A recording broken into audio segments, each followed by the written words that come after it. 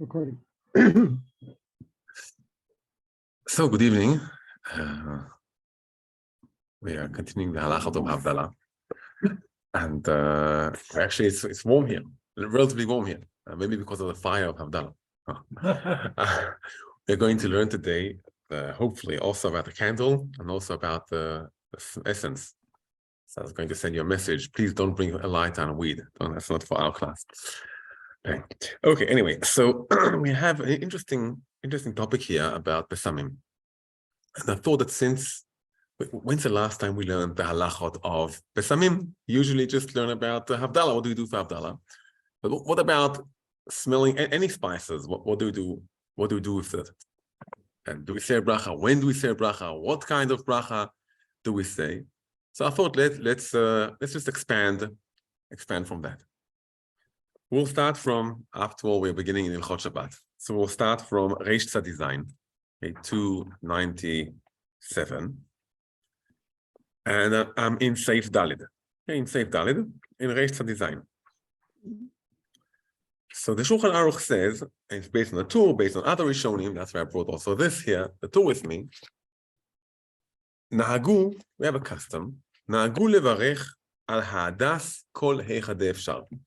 So whenever it's possible, for the Besamim, for the bracha of Besamim, we take a hadas if it's possible. Okay, why do we take hadas? So the Rama understands, and we'll maybe mention a bit of the Rishonim, that we did a hadas. We had the hadas on Sukkot, and on Sukkot we could not smell it. It was for mitzvah. It was muktzeh for mitzvah. And since we did one mitzvah with the hadas, let's do another mitzvah with the hadas and do a bracha of Besamim. What happens after a few weeks, or maybe a bit more than a few weeks, depending how you keep it and how cold it is outside in Europe, and so it's fine. Somewhere there, the hadas will dry out. So the Rama says, you should not say bracha on a dry hadas. You should have other kinds of besamim, not a dry hadas.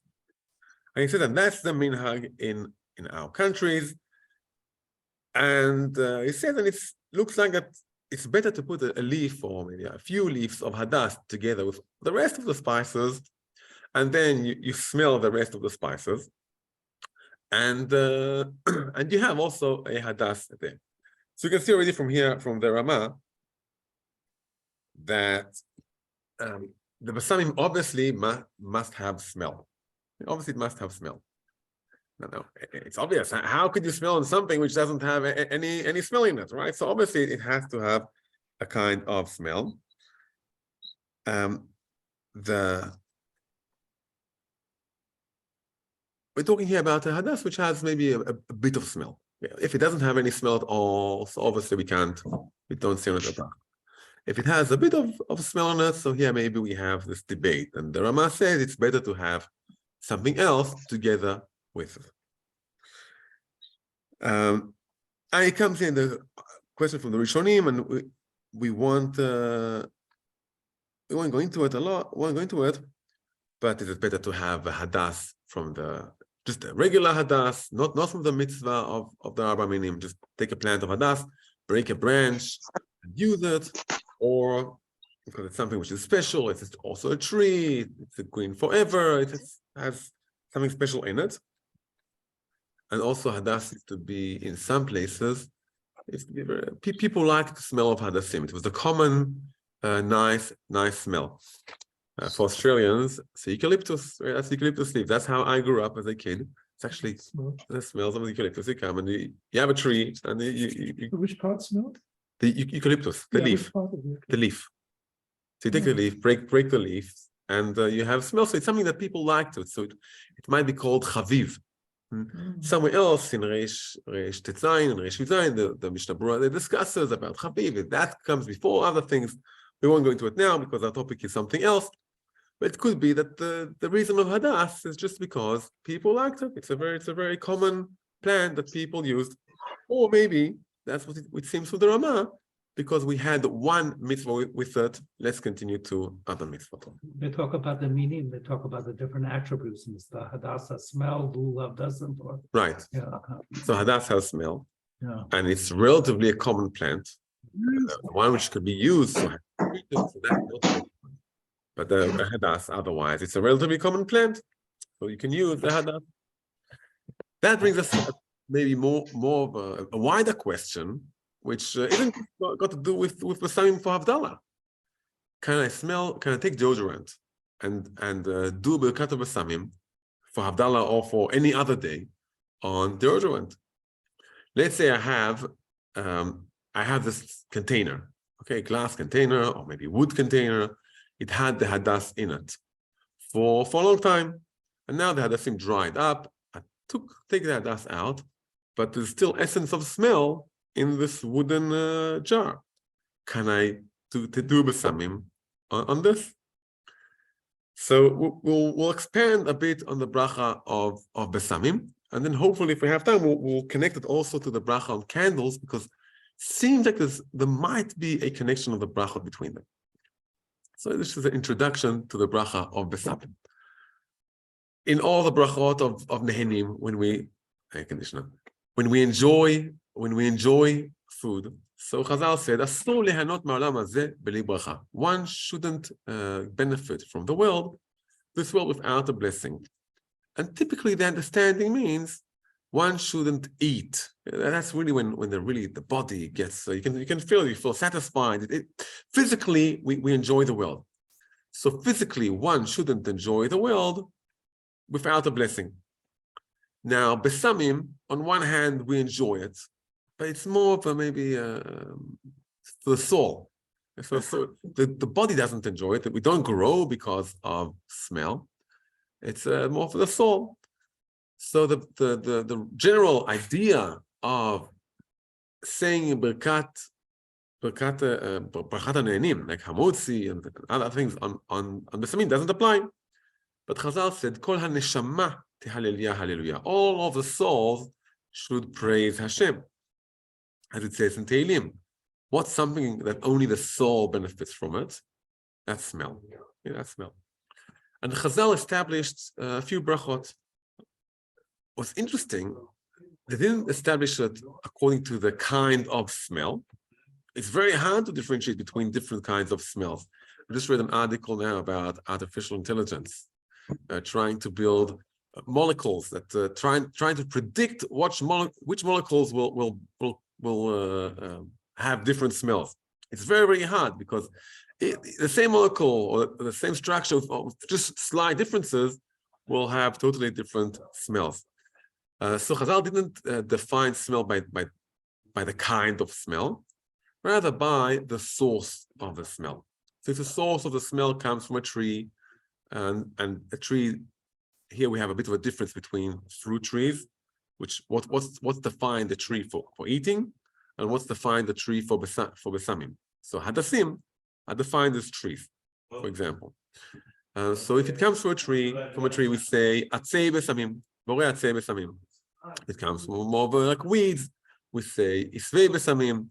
If it's something very general, we say minei besamim. If it's a special smell from this special afarsemon, that if you go down to our kibbutz Almog, just not so far from us, you go down, there's someone that he says, I'm not sure if it's who checked it, but he says that he has this original biblical plant that has this very unique smell, very unique oil, that you have very special perfume from it. I'm not sure if he knows how to do that perfume, but it's Shemen Afarsemon was considered very, very expensive, very special, and for that we say Shemen Arev, special bracha for it, for oils, for this kind of oil. Plus, and perfume as well. You make a bracha on a bottle of perfume. That's a great question. We'll get to it very soon. A bottle of perfume, because it's synthetic, and we have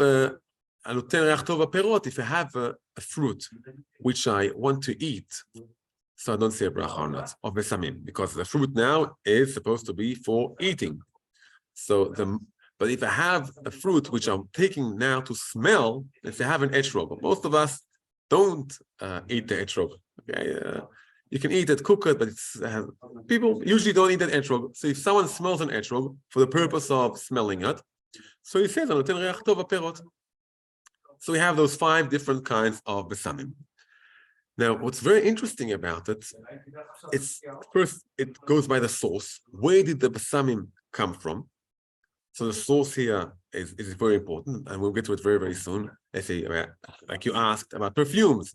Perfumes, the source is synthetic.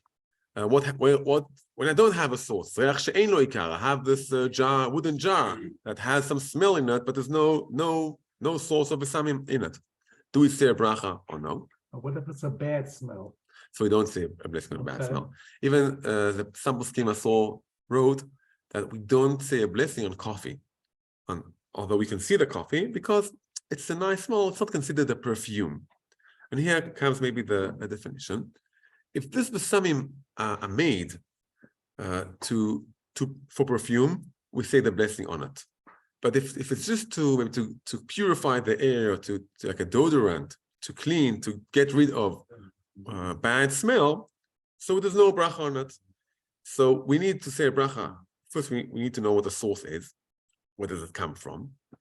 And second, the purpose of the besamim should be to have a good smell. Okay, so it's supposed to be for perfume. Hopefully, I want to connect it also to Bekat Morei Ha'esh, because also by Morei Ha'esh, we have the same thing. Let's say if we light candles just for the honoring someone. For example, and the chuppah, right? The bride and the groom, they're held by the parents, so they don't escape, right? And the parents usually hold candles. That's not for light. That's maybe for the honoring this event. So if someone sees this on Motzei Shabbat, he doesn't say the blessing of Morei Ha'esh on it. We need to have light, which the purpose of it is for light, just like besamim. We need to have besamim that the purpose of it is for besamim. So if I take, for example, an orange, it has a great smell, or if I'm taking an esrog, the esrog has a very good smell, but my goal is to eat it. I'm just about to give a bite into the etrog. While I'm biting it, I can smell the smell. No, we do not say the bracha. The bracha of besamim comes only when the purpose of the smell is to give perfume. Okay, so that's the blessing of besamim. What about when there's no source to it? Maybe beforehand, we have a few minutes. Looks like there's an interesting argument between the Rishonim. Okay, that's at least some Achronim explain like that. There's an argument between the Rishonim. Today I said will be a bit of a different share, a bit more of Iyun, a taste of Iyun, a smell of Iyun. When I eat an apple, in what category this blessing of Borei Pri Ha'etz, where does it go to? Where does it belong to? Nehenim, exactly. It belongs to the Birkot HaNehenim. When I say a bracha before I shake the lulav, so it belongs to Birkot HaMitzvot. There's another category called Birkot Shevach, of praising Hashem. And that's, I don't need to get enjoyment for that, to say this blessing. Okay, a blessing for praising Hashem. According to some Rishonim, the blessings before Kriyat Shema might be Birkot HaShevach, to praise Hashem for creating day and night and light. And so that's for praising Hashem. What about the blessing of smell? On one hand, we do get enjoyment from the smell. On the other hand, it's not a real enjoyment. Our body, after when we finish smelling, there's no change in our body. So it might be Birkot HaShevach. It might be just the idea of praising Hashem for something. When you say Morei Ha'esh, should we do that every time we turn on a light, or just no? So just on Motzei Shabbat. Okay. Okay, we didn't get to Morei Ha'esh, but Morei Ha'esh is just on Motzei Shabbat. From it, we get. So Morei Ha'esh is not a Birkot. Well, okay. We'll get to it. Okay. We'll get to it about Morei Ha'esh. Hopefully today. Morei Ha'esh. Also, it seems like there will be an argument what kind of blessing it is. But by Besamim, we have also this maybe we have this argument about what kind of blessing is it? Is it a blessing of praise, or is it a blessing of enjoyment? And maybe based on that, we have an argument. If I have oil, I have an oil, and the oil has absorbed essence from hadass into it. Okay, but now I took out the hadassim. There's no more hadassim here. But the smell, the oil smells like hadass. Do I say the blessing of Besamim, or don't say the blessing of Besamim?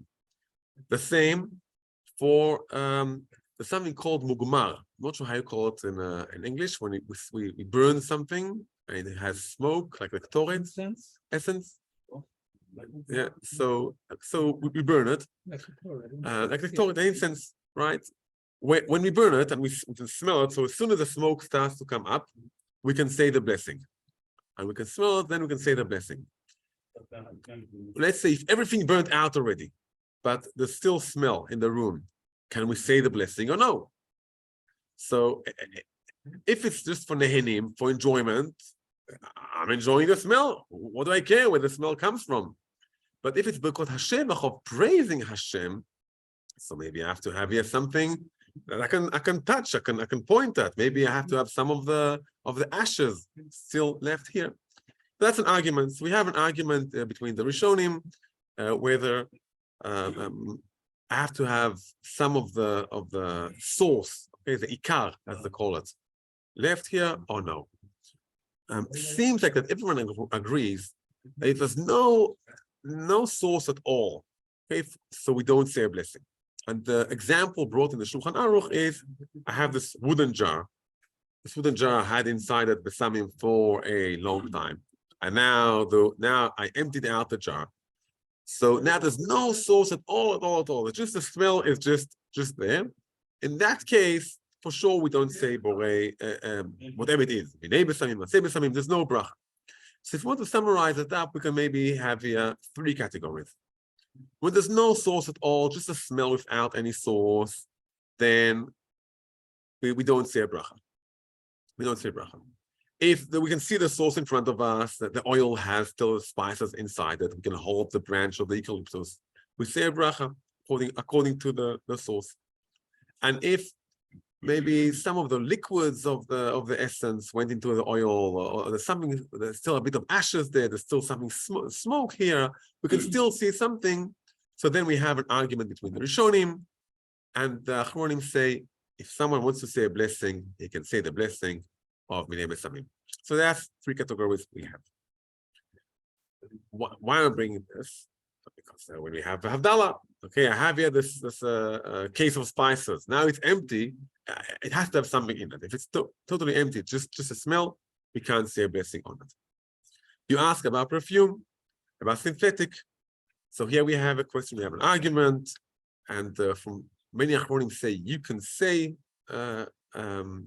Birkat Besamim, Borei Minei Besamim on perfume. If it comes to bring good smell. Deodorant, you can't say a bracha on it. The purpose of deodorant is to maybe clean the body, take away bad odors. But if it's perfume, which comes to bring good smell, then you can say, if the hand is still wet, so you can still, so you say the blessing of Borei Minei Besamim.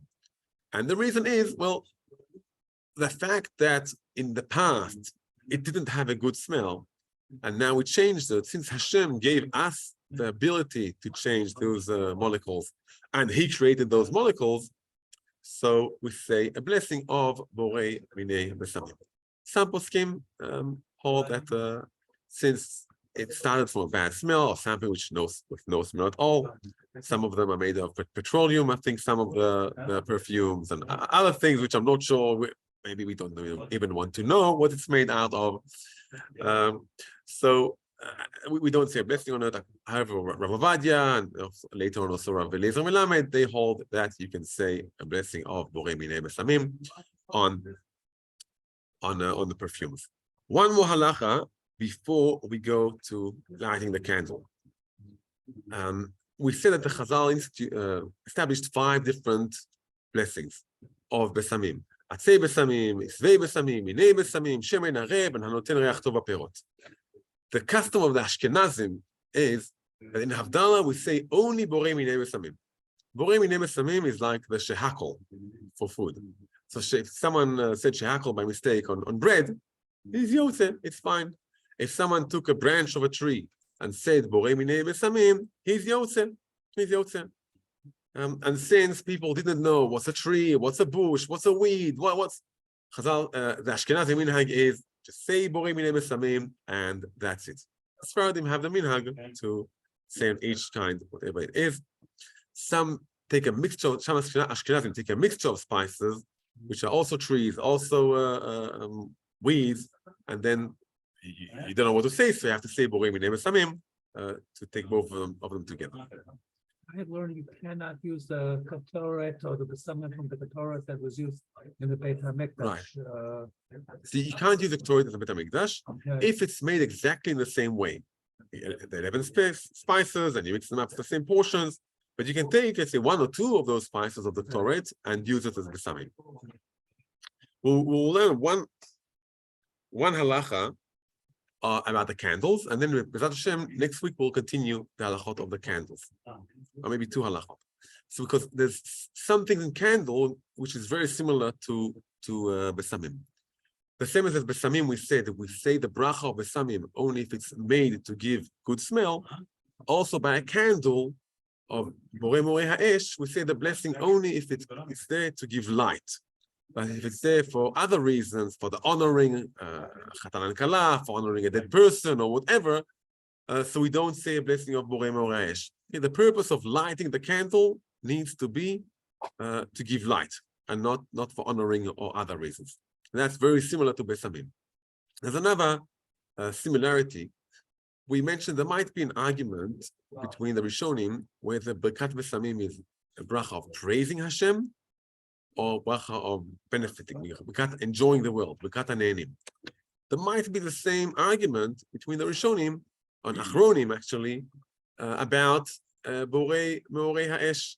Is this a blessing of praising Hashem for making light on Motzei Shabbat, for creating light on Motzei Shabbat? Or is this a blessing of enjoying? What's the big difference between them? Or maybe there might be two. One main nafkamina could be, when do we look at our fingers? Before we say the bracha, or after we say the bracha? If it's Birkat Hane'anim of enjoying, like when I eat an apple, we first say Borei Pri'etz, and then we take a bite, right? That's the way any Birkat Hane'anim. We first say the blessing, and then we enjoy. So first we say the blessing, and then we enjoy the candle by looking at our fingers, or looking at our parts of the palm of the hand. So first we say the blessing, and then we look at the hands. If it's Birkat HaShevach, so maybe first I need to look at the hand and then praise Hashem for, thank Hashem. Usually we think after something. It's very rare. I think there's one case only where we think before something happened, but always we think after something happened. So first we look at the hand, and then we say Borei Morei Ha'esh. So it seems like it's an argument between the Achronim, how to define this bracha of Havdala. I've seen many people, and that's what I do too. Before the blessing, I look at my hand fast, say the bracha, and then enjoy it again. Okay, so then if it's Birkat HaShevach, okay, so I looked at my hand first, and then I said the bracha. If it's Birkat Hane'anim, so after saying the bracha, I benefited from the candles and looked at both my hands to benefit from the candles. So that's the idea of right before. Don't women cover their eyes? Confused, but they like, obviously they say bracha. and but it's really they should have said it afterwards, but they can't do it on. That's why they cover their eyes. Right. So by Shabbos, by lighting Shabbat candles, that's a different category. It's called Birkat HaMitzvot. Okay. Birkat HaMitzvot, in most cases, a few cases, it's like a dime, and most cases, the bracha comes before the mitzvah. Like first we say the bracha on tefillin, and then we tie tefillin. We say the bracha on lulav, then we shake lulav. By Shabbat candles, according to some Rishonim, as soon as the woman says the bracha of Shabbat, so maybe she accepted Shabbat already, so she can't light the candles now. That's how the Ashkenazim do. Therefore, they women light the candles beforehand, and then say the bracha. And when I sing the bracha, they cover the eyes, and then as if the mitzvah continues, or the action of the mitzvah, or benefiting from the mitzvah continues until after the blessing. So really there, the blessing should be before lighting candles, but because the problem of Shabbat, that's why we postpone it. So B'ezrat Hashem, next week we'll continue more of the halachot of the candles, and that will be finish the brachot of Havdala.